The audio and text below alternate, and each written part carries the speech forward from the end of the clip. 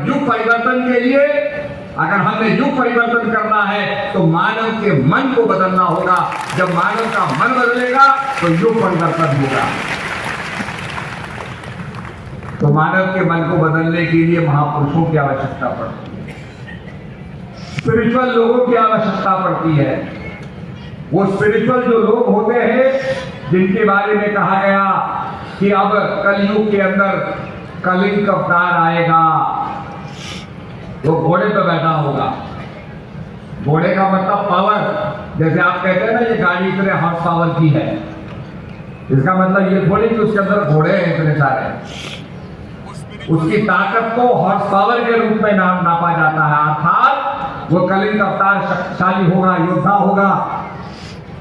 और वो कलिंग अवतार संसार के अंदर धर्म की स्थापना करेगा। तो कहने का मेरा मतलब यह है कि उसके हाथ में तलवार होगी, वो ज्ञान को स्थापित करके अज्ञान को काटेगा और जो अधर्म फैला रहे हैं उनका सर्वनाश करेगा। तो जब जब होए धर्म की हानि, बाढ़ है असुर अधम अभिमानी, तब तब प्रभु धर्म मनुष्य शरीरा, हरे कृपा निधि सज्जन पीरा। तो ये हमारे शास्त्रों में कहा है, इसीलिए भारत भूमि बड़ी महान है। महापुरुषों ने वचन दिया है कि भारत की रक्षा करने के लिए महापुरुषों का आविर्भाव होगा, आना होगा। एक दफे बादशाह अकबर ने कहा बीरबल से कि बीरबल, हमने सुना है कि जब भक्त संकट में आ जाता है तो तुम्हारे भगवान दौड़े दौड़े चले आते हैं। अरे भाई, वो अपना वजीर भेज दे, अपने दूतों को भेज दे, अपने मंत्रियों को भेज दे, वो स्वयं को दौड़े दौड़े चले आते हैं। तो बीरबल ने कहा, जहां पर इसका जवाब मैं मौके आने के दूंगा आपको, आप थोड़ा समझ लीजिए।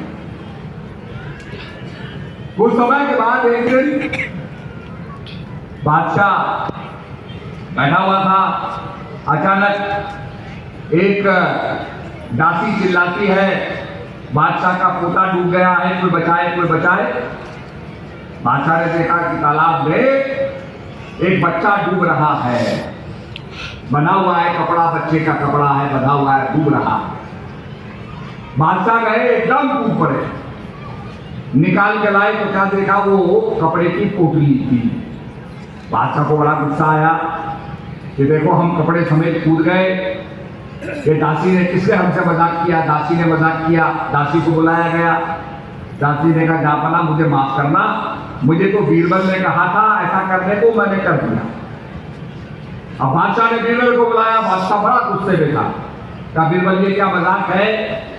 तुमने कहा पोता डूब रहा है, मैं कूद गया, मैंने कपड़े भी नहीं उतारे। तो बीरबल ने कहा, जापना आप बादशाह हैं, आपको कूदने की जरूरत क्या थी? किसने कहा आप कूदो? हमने तो नहीं कहा। हमने कहा बादशाह का पोता डूब रहा है, कोई बचाए, तो आप क्यों आ गए? आप अपने मंत्रियों को भेजते, आप अपने शाही तैराकों को भेजते, आप मुझे कहकर मैं चले जाता। आपके तो 9 रत्न हैं, 9 रत्नों को बोलते। बादशाह ने कहा, तुम कैसा कहते हो? अरे भाई, देरी हो जाती, मेरा पिता पोता डूब जाता, इसलिए मैं खुद ही डूब गया बिना कपड़े उतारे। तो बीरबल कहता है, जापना ऐसे हमारे भगवान भी छलांग लगा देते हैं अपने भक्त को बचाने के लिए। वो स्वयं दौड़े दौड़े चले आते हैं मीराबाई की रक्षा करने के लिए, अर्जुन की रक्षा करने के लिए, और वचन लेते हैं मैं युद्ध नहीं करूंगा, पर वो युद्ध का संचालन करते हुए, रथ का संचालन करते हुए और अर्जुन की रक्षा करते हैं। जाको राखे साइया, मार सके ना कोई, बाल ना बाका कर सके, जो जग बैरी होए। तो निश्चित रूप में भारत का, हमारा सबका संकल्प है कि भारत विश्व गुरु बने, भारत की यश और कीर्ति दुनिया में फैले। मैं बिहार की जो नालंदा विश्वविद्यालय था, नालंदा यूनिवर्सिटी थी, शिक्षा का केंद्र था, जहां चीन के यात्री आया करते थे, बड़ी दूर दूर से यात्री आया करते थे। और एक समय एक बख्तियार खिलजी बादशाह था, बीमार पड़ गया, बड़ा इलाज कराया, ठीक नहीं हुआ। तो कुछ लोगों ने उसको सुझाव दिया कि आप नालंदा जाइए, वहां इलाज कराइए, आप ठीक हो जाएंगे। वहां बड़े बड़े आचार्यगण हैं, बड़े बड़े विद्वान लोग हैं। तो बख्तियार खिलजी नालंदा आया, सबको बुलाया, कहा भाई मैं बीमार हूं, मेरा इलाज करो। लोगों ने नबज देखी, हालचाल पूछा, मालूमात प्राप्त की, जानकारी प्राप्त की, कहा ठीक है। तो बख्तियार खिलजी कहता है आप मुझे ठीक करो, पर यह याद रखना कि मैं तुम्हारी दवाई नहीं खाऊंगा। तो वहां के जो आचार्य थे कहने लगे ठीक है, आप दवाई मत खाना, आपको हम एक कुरान देंगे, आप कुरान के 10 पन्ने पढ़ना। तो बादशाह ने कहा ठीक है।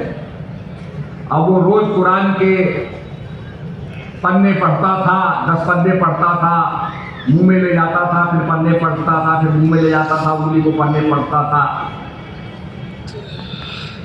कुछ दिन के बाद वो ठीक हो गया। उसको बड़ा आश्चर्य हुआ कि भाई ये जितने भी आचार्य लोग हैं, इन्होंने मुझे कोई दवाई नहीं दी और मुझे ठीक कर दिया। तो उसके अंदर उत्सुकता बड़ी प्रबल हुई। उसने सबको बुलाया और बुला करके कहा भाई बताओ कि तुमने मुझे कैसे ठीक किया। तो उनका एक आचार्य बोल उठा कि जहां बना ऐसा है कि आपको जो हमने कुरान दी था, कुरान के हर पन्ने पे हमने दवाई लगा दी। तो आप जब उंगली लगाते थे, चाटते थे, फिर उंगली का पन्ना पढ़ते थे, तो उससे वो दवाई आपके मुंह में जाती थी, आप उससे ठीक हो गए।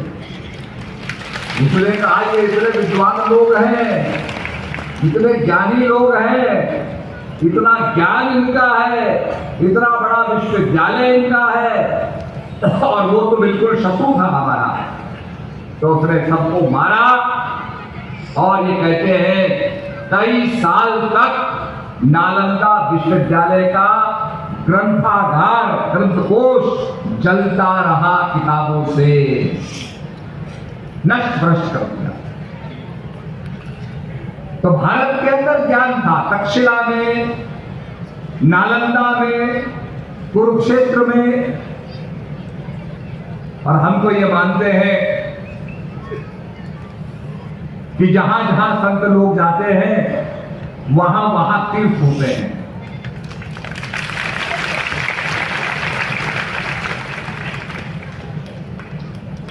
राम भक्त जहां सुरसरी धारा, सरसई ब्रह्म विचार प्रचारा, सवई फुलव सब दिन सब देशा, सेवत सागर समन करेचा। तो जहां जहां संतों का जाना होता है वही प्रयागराज बन जाता है। इसीलिए जब समुद्र मंथन हुआ, the joining of the ocean,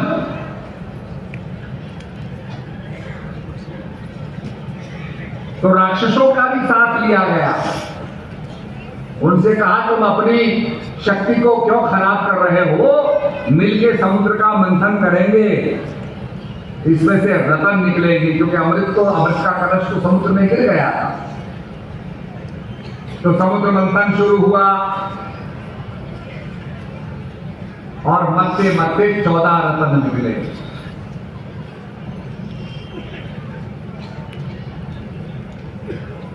उसमें से हलहल विष निकला। हलहल विष का ऐसा प्रकोप था, सारा संसार मरने लगा। तो देवताओं ने प्रार्थना की शंकर भगवान से कि भाई आप इसका निदान करिए। शंकर भगवान ने विष को किया पर गले तक रखा, गले से नीचे नहीं उतारा। तो विष से उनका गला नीला पड़ गया, तो उनको कहते हैं नीलकंठ। अपने जीवन में नहीं आने दिया। आपके जीवन में भी बहुत सी अच्छी बातें सुनने को मिलेंगी, बहुत सी बुरी बातें सुनने को मिलेंगी, पर उनको अपने जीवन में ना कंठ तक रखें, केवल गले तक रखें। उसके बाद समुद्र बढ़ते बढ़ते उसमें अप्सरा भी निकली, जैसे आपने देखा ना अपने कुंभ में भी अप्सराएं निकली। कितनी अप्सराएं निकली, वो सारा मीडिया की अप्सरा ही आती रही, कुंभ का तो नाम ही खत्म हो गया। अरे अमृत के पीछे जाना है, अमृत को प्राप्त करना है। वो अमृत की 4 बूंदे हरिद्वार, उज्जैन, नासिक और प्रयागराज में गिरी।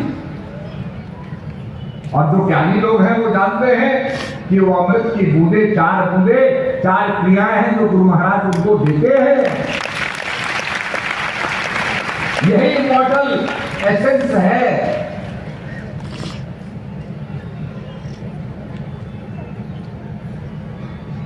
तो समुद्र मंथन हुआ। आप अगर थाईलैंड जाएंगे, एयरपोर्ट में जितना बड़ा पंडाल, इतना बड़ा एयरपोर्ट है और उसके अंदर समुद्र मंथन का चित्र बनाया हुआ है। देवता दान लग रहे हैं, समुद्र का मंथन कर रहे हैं। आप मलेशिया, इंडोनेशिया जाएंगे तो वहां हर गली गली में रामायण खेली जाती है और दिखाया जाता है कि कैसे भगवान स्वर्णदृग के पीछे भाग रहे थे और कैसे स्वर्णदृग को मारा और इधर से जो लंकेश है वो सीता को उठा के ले जाता है, अपहरण कर देता है। तो रामायण की कहानी यहां से लेकर दक्षिण तक, साउथ आपके ईस्ट तक, इंडोनेशिया, बाली, सुमात्रा, वहां तक भारत की रामायण जो गाथा है वहां तक प्रसिद्ध है। इंडोनेशिया मुस्लिम देश है, पर वहां के नोट के ऊपर, करेंसी के ऊपर गणेश जी की फोटो बनी हुई है। कहने का मकसद यह है कि भारत की जो सनातन संस्कृति है उसका प्रभाव आपको चारों तरफ देखने को मिलेगा।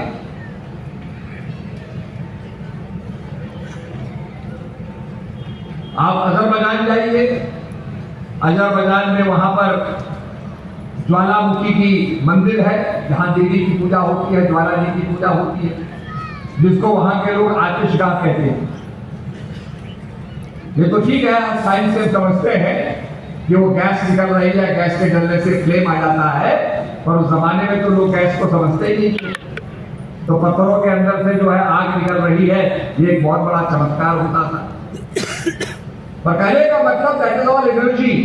इसीलिए आइंस्टाइन ने कहा है E = mc², energy = mass × velocity of light squared. और इसीलिए हम कहते हैं या देवी सर्वभूतेषु, या देवी सर्वभूतेषु शक्ति रूपेण संस्थिता, नमस्तस्यै नमस्तस्यै नमस्तस्यै नमो नमः। या देवी सर्वभूतेषु बुद्धि रूपेण संस्थिता, नमस्तस्यै नमस्तस्यै नमस्तस्यै नमो नमः।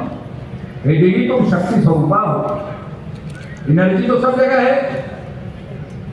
जैसे अभी कह रहे थे मैं कौन हूं, कोई जानता नहीं है। एनर्जी तो सब जगह है, शक्ति सब जगह है। ये बल्ब बिना शक्ति के चल रहा है, ये लाउड स्पीकर बिना शक्ति के चल रहा है, आपका कैमरा बिना शक्ति के चल रहा है। सब जगह शक्ति है। उसी को हम सिया राम कहते हैं, उसी को हम राधा कृष्ण कहते हैं, उसी को हम साइंस के अंदर नेगेटिव पॉजिटिव पोलैरिटी कहते हैं। बैटरी के 2 कनेक्शन होते हैं, नेगेटिव पॉजिटिव।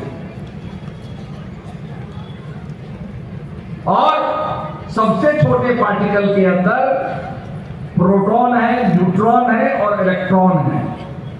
भगवान गीता में कहते हैं त्रैगुण्य विषया वेदा है। हे अर्जुन, ये सारा संसार 3 गुणों से बना है, सत, रज और तम। और वैज्ञानिक भी यही कहते हैं कि फंडामेंटल पार्टिकल्स क्या हैं? Electron, proton, neutron. इलेक्ट्रॉन परिक्रमा कर रहे हैं न्यूक्लियस के अंदर, प्रोटॉन है और न्यूट्रॉन है। और यही इलेक्ट्रॉन के परिवर्तन होने से ये सारे एलिमेंट्स आपके सामने हैं। अभी अभी आपने सुना होगा रेयर अर्थ। कंप्यूटर के अंदर रेयर अर्थ रखता है, जो बहुत सूक्ष्म सैटेलाइट्स हैं, सूक्ष्म मशीनरी है, उस पर रेयर अर्थ लगते हैं। वो रेयर अर्थ क्या है? उसमें भी इलेक्ट्रॉन और प्रोटॉन का ही फर्क है, न्यूट्रॉन का ही फर्क है। ये 3 गुणों का ही फर्क है। जिससे कोई रेयर एलिमेंट बन जाता है या कॉमन एलिमेंट बन जाता है। ये सब 3 गुणों का ही खेल है। साइंटिफिकली उसको हम इलेक्ट्रॉन, प्रोटॉन, न्यूट्रॉन कहेंगे और अपनी भाषा में सतोगुण, रजोगुण, तमोगुण कहेंगे। ये बिल्डिंग ब्लॉक्स है, फंडामेंटल ब्लॉक्स हैं। तो वो शक्ति जर्रे जर्रे के अंदर है, जर्रे जर्रे में है झांकी भगवान की किसी सूझ वाली आंख में पहचानी। पानी समुद्र से कहने लगा कि समुद्र तुम तो खारे हो, पानी तो सब जगह से आता है तुम्हारे पास, पर तुम तो खारे हो, तुम्हारा पानी किसी काम नहीं आता, उसको पी भी नहीं सकता। और नदियों का पानी मीठा होता है, आप पानी पीने जाओगे तो नदी में जाओगे। तो पानी कहने लगा समुद्र तुम अपने अंदर संग्रह करते हो, सारा पानी अपने में इकट्ठा कर लेते हो, जाने नहीं देते। हम तो नदियां हैं तो बांटते चलती हैं। जितना प्रभु के नाम को बांटोगे, जितना बांटोगे उतना वो मीठा होगा, जितना बटोर के रखोगे उतना वो नमकीन होगा।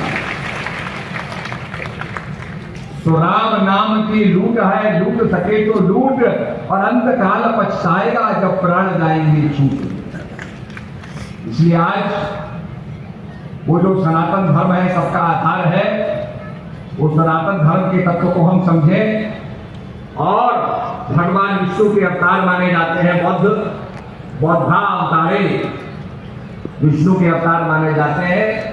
भगवान विष्णु ने अवतार लिए, मत्स्य रूप में अवतार लिया, कच्छ रूप में अवतार लिया, बरहा रूप में अवतार लिया, भवन रूप में अवतार लिया, फिर राम कृष्ण के रूप में अवतार लिया, बौद्ध रूप में अवतार लिया। अगर अवतारों की श्रृंखला को देखा जाए तो ये भी विकासवाद का सिद्धांत है, क्योंकि सबसे पहले तो पानी के अंदर जलमग्न थी पृथ्वी, पानी के अंदर प्लैंकटन हुए, हरकत हुई, और हरकत से एमोनाइट, जिसको शालिग्राम के अंदर हम शालिग्राम कहते हैं, प्रथमो शालिग्राम है, प्रथमो शाली राम है, क्योंकि कहा अनेक राम है। पहले राम कौन से हैं? शालिग्राम, जो एमोनाइट होता है, जिसमें चक्र बने होते हैं, पानी के अंदर होता है, जल के अंदर होता है। सबसे पहले जीवन का प्राकट्य एमोनाइट में हुआ, शालिग्राम में, गंडक नदी से निकलता है। प्रथमो शाली राम है, दूजो पारस राम, तीजे राजा राम है, चौथे आत्म राम, रमय निरंतर आत्मा, सब घट आठों याम, वाही के संतन धरो, राम ताही को नाम। उसको संतों ने इसलिए राम कहा, वो सब जगह रमण करता है।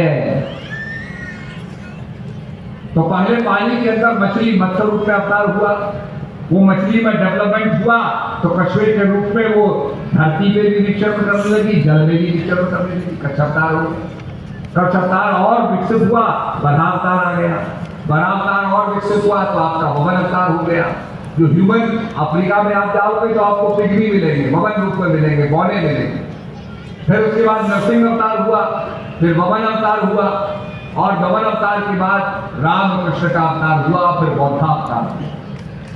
तो ये भी विकासवाद के सिद्धांत को दर्शाता है, एवोल्यूशन को दर्शाता है। तो इसीलिए प्रेमी सज्जनों, हम अपने भीतर झांकें और ज्ञान को समझ करके ज्ञान को आगे का भजन अभ्यास करें। और मैं कुछ बताना चाहता हूं कि अभी हाल ही में 125 साल हमने महाराज जी की जयंती मनाई, और इसमें हमने हंसा देश का पुनः प्रकाशन किया है। 1951 से लेकर 1954 तक जितना भी पुराना हंसा देश था, इसका पुनः प्रकाशन हुआ है।